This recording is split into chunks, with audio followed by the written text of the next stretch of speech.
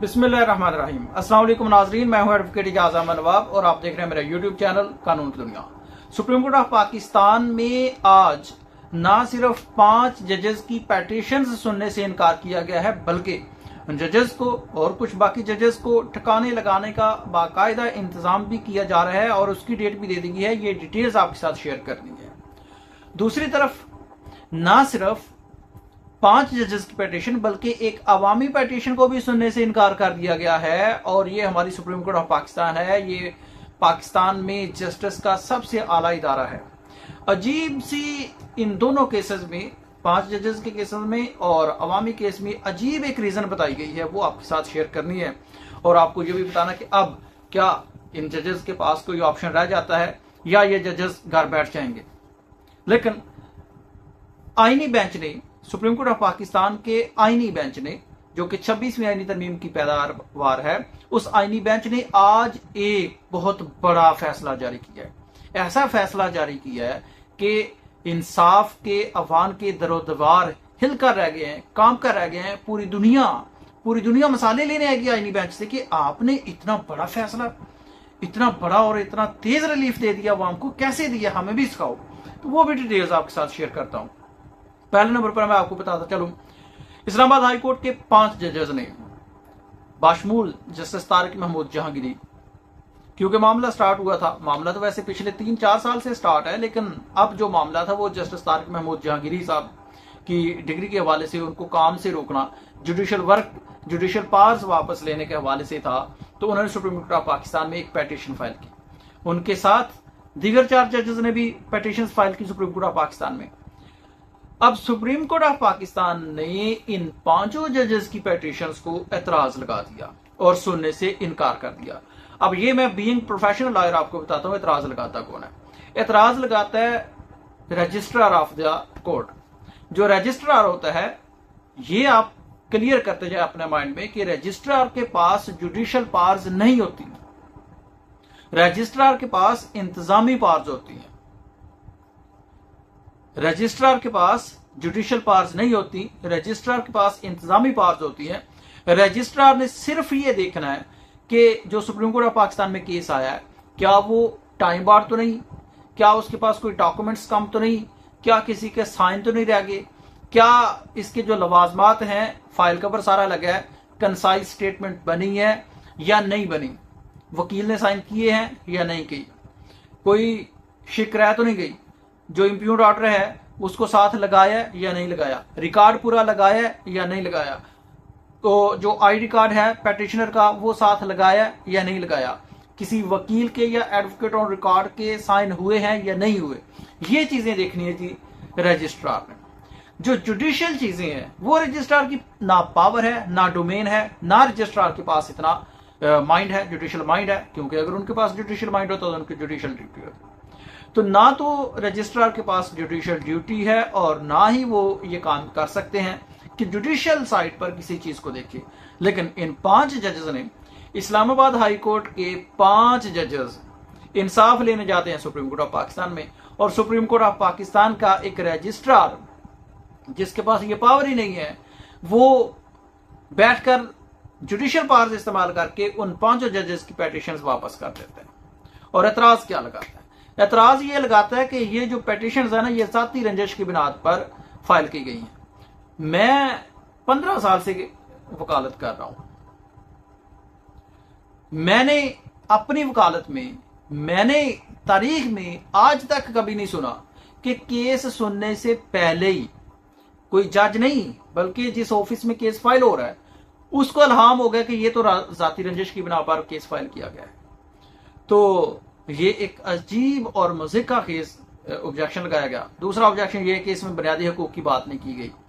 और तीसरा ऑब्जेक्शन ये कि ये जो केस है ये 184 सब जो आर्टिकल है 3, उसका केस ही नहीं बनता, मुफाद आमा का केस ही नहीं है। ये ऑब्जेक्शन लगा दी और पेटिशन सुनने से इनकार कर दिया।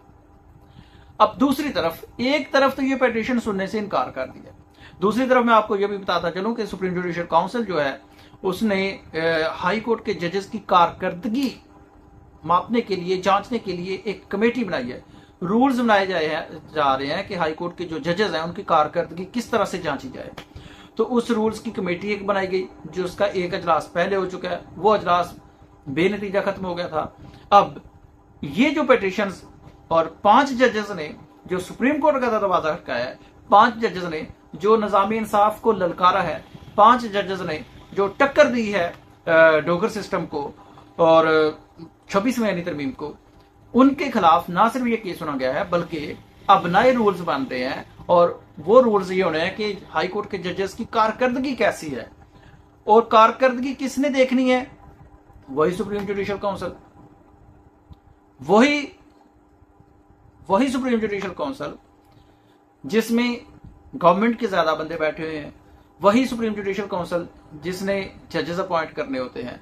वोटिंग से ये सिस्टम होगा और देखा जाएगा कि किस जज की ज्यादा कारकर्दगी, जिसकी कारकर्दगी खराब होगी उसको आराम से निकाल दिया जाएगा। तो अब जजेस की परफॉर्मेंस चेक करने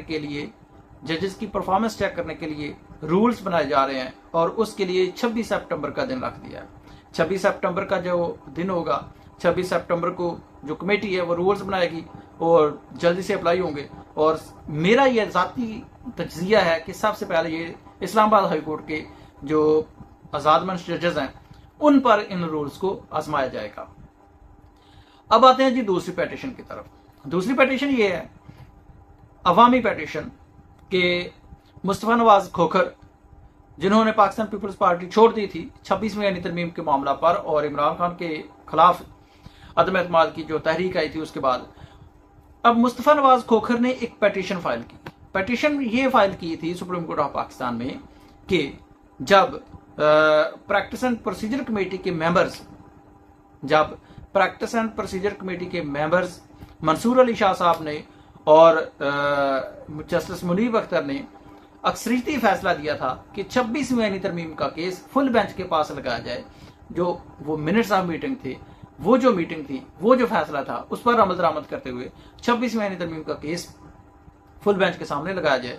लेकिन आज registrar supreme court of Pakistan ने इस अवामी केस को भी, पूरे पाकिस्तान का जो मफाद है, पूरे पाकिस्तान का जो केस है, पूरे मुल्क का, पूरे स्टेट का, हर शहरी का और बुनियादी हकूक जस्टिस सिस्टम का बुनियादी हकूक, तो वो जो हक था, अवामी पेटिशन थी, इस पेटिशन को ये कहकर सुनने से इनकार कर दिया है, केस नंबर अलॉट करने से और सुप्रीम कोर्ट ऑफ पाकिस्तान के जजेस के पास पहुंचाने से इनकार कर दिया है कि ये तो एक बंदे का मामला है, ये तो अवामी मुफाद का केस ही नहीं है।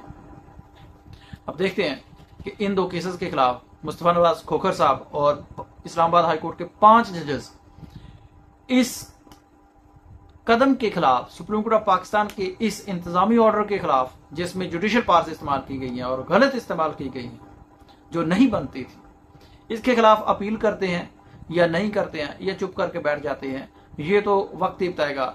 और अब चौथा फैसला मैं आपको बताता हूं, जो आईनी बेंच से दुनिया मसाले लेगी। आपको पता है कि आईनी बेंच ने मई के महीने में गालबन 7 मई को एक फैसला सुनाया था, और फैसला ये था, ये भी दुनिया में पहली बार हुआ था कि जो मिलिट्री कोर्ट्स हैं वो सिविलियंस का ट्रायल कर सकती हैं। ये बिल्कुल दुरुस्त है। ये पाकिस्तान की सिविलियन अदालतों में, जमहूरी पाकिस्तान में, ये supreme court of Pakistan order दे रही है। और ये सुप्रीम कोर्ट ऑफ पाकिस्तान का आईनी बेंच, जो 26वीं आईनी तरमीम का रिजल्ट है, जो 26वीं आईनी तरमीम की पैदावार है, उस आईनी बेंच ने फैसला दिया कि ये जो सिविलियंस का मिलिट्री ट्रायल है ना, ये जायज है। और लेकिन उन्होंने कहा कि जी है तो जायज, लेकिन अपील का हक नहीं है। 45 दिन के अंदर अंदर एक आजाद फोरम कायम किया जाए जिस पर जो सिविलियंस हैं अपील करते हैं, 45 दिन के अंदर। ये गालबन 7 मई का फैसला है, लेकिन इस फैसले पर अमल दरामद नहीं हुआ। जब इस पर अमल दरामद नहीं हुआ, आज तकरीबन 139 दिन गुजर चुके हैं। याद रखें कि सुप्रीम कोर्ट का आईनी बेंच तेज तरीन इंसाफ दे रहा है और कह रहा है कि भाई 45 दिन के हम फैसला कर रहे हैं, 45 दिन के अंदर आपने अपील का हक देना है। लेकिन वही फैसला जिसमें 45 दिन के अंदर अपील का हक देना था, वो फैसला 139 दिन के बाद जारी किया गया है। वही फैसला 139 दिन के बाद जारी किया गया। अब आप अंदाजा लगाएं, क्या दुनिया मसाले नहीं रहेगी? क्या दुनिया इस टेक्नोलॉजी को, इस इल्म को और इस जस्टिस सिस्टम के स्पीड अप होने को मिसाल नहीं बनाएगी और नहीं पूछेगी कि आपने इतनी तेजी से फैसला कैसे दे दिया कि जिसको आप कह रहे हैं कि 45 दिन के अंदर इस पर अमल दरामद होना चाहिए, वो फैसला आप 139 दिनों के बाद तफसीली फैसला जारी कर रहे हैं। अब तक के लिए इतने, अपनी राय का इज़हार जरूर कीजिएगा। शुक्रिया। अल्लाह हाफ़िज़।